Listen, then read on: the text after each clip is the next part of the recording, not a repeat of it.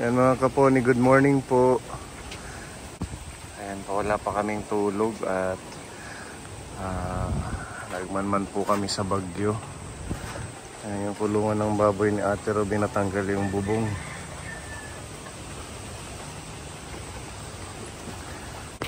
Nagliparan. Ngayon, alas 6. Ilakas na ng hangin, palakas ng talaga. Grabe. Ingat tayong lahat mga kaponi. Grabe oh.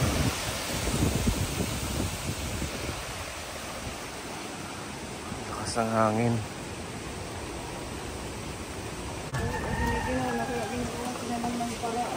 Wala, basang-basa sila, ano? Sana hindi ito matangay, ito. Baka magkasakit, kaya ano ito na lang dito ng meron.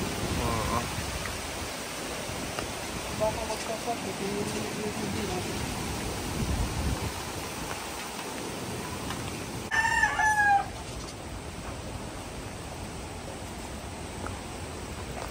Yan po ang sitwasyon namin dito sa Eastern Samar. Sobrang lakas ng hangin.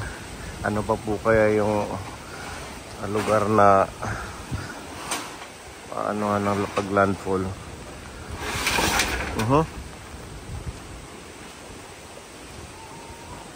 Maputol yung mga saging yan.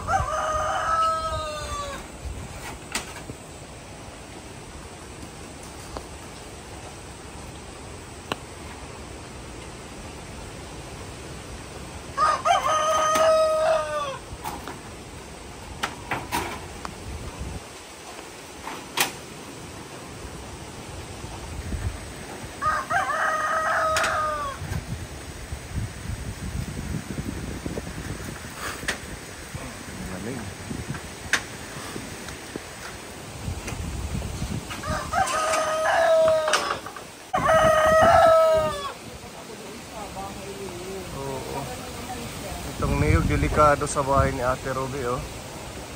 Ang payat pa man din ng ano niya, puno.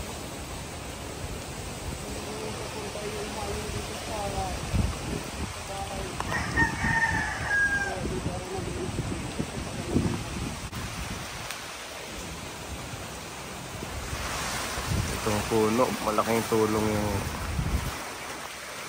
ano natin sa shelter kasi pag malakas ang hangin na cover niya, kaya hindi masyadong direkta yung hangin tumatama dito sa harap ng bahay. Nagbukas lang po kami kasi sa mga gustong magpa-charge, ayan, libre lang at may ibang bumibili pa rin yung pang-almusal. Siguro hindi tayo makakapag-mission ngayon kasi medyo delikado pa yung panahon. May mga harang pa yung kalsada ng mga na putol na mga puno. Ayan po.